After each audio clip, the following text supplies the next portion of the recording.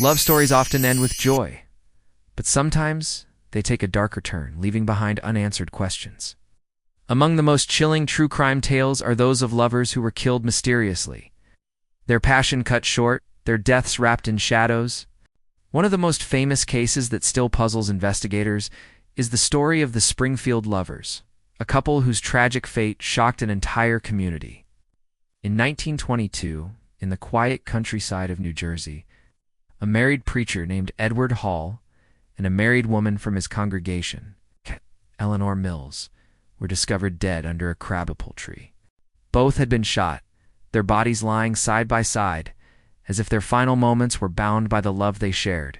Around them, scattered on the ground, were torn love letters, evidence of a secret romance that many in town had whispered about, but no one dared to confront.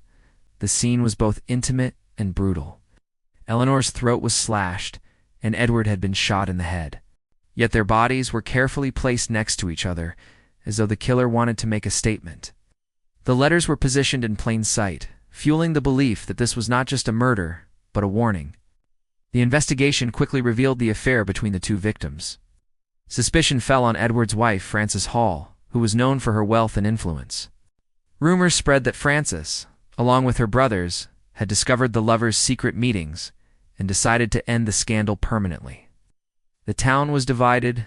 Some believed in her guilt, others thought the true killer was never found. The trial that followed became one of the most sensational cases of the decade.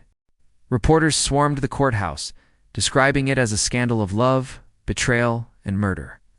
Witnesses gave conflicting testimonies, some claiming to have seen Frances near the crime scene, others swearing she was innocent. In the end, Frances and her brothers were acquitted, due to lack of solid evidence. The murders of Edward and Eleanor remained unsolved, fading into legend as one of America's greatest love crime mysteries. But the Springfield case is not alone. Across the world, similar stories echo through history. Lovers bound by passion, silenced by violence, and remembered for the unanswered questions left behind. In 1947, in the English countryside, a young couple, George and Barbara, were found dead in a parked car. The police ruled it as a double suicide, but many believed it was murder staged to look like love's last act. No killer was ever found. In Japan, the Setagaya lovers' murder of the year 2000 shook the nation. A couple was discovered dead in their home, stabbed brutally, while their belongings and house were left untouched. Despite DNA evidence, the case remains unsolved, haunting Tokyo with its mystery. These stories share one thread: love that crossed boundaries, ended by hands still unknown.